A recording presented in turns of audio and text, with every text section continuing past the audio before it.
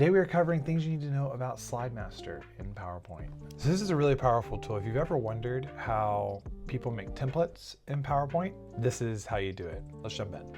We're going to start off with a blank slide, and notice if you click Layout, you have some predefined ones available to you. But how do those get there?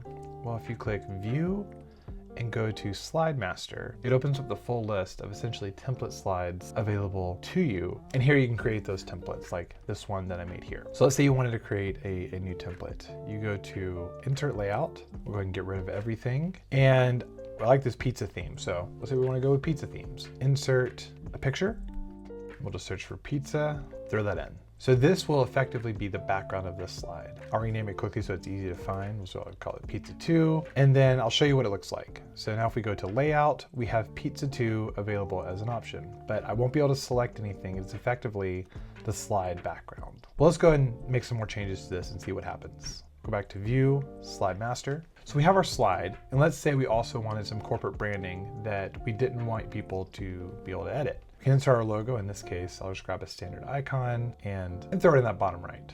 I'll also format it a little bit so it looks better. So now what does our slide look like? Well, if we go back, again, we now have our little pizza logo that is not editable. So all of this is effectively a background. But at some point you do want people to be able to edit things. So again, Slide Master, how do you add in editable text? We can go to Insert Placeholder and we'll do text and set this up exactly like we want it to look from a formatting perspective. I'll do that really quickly.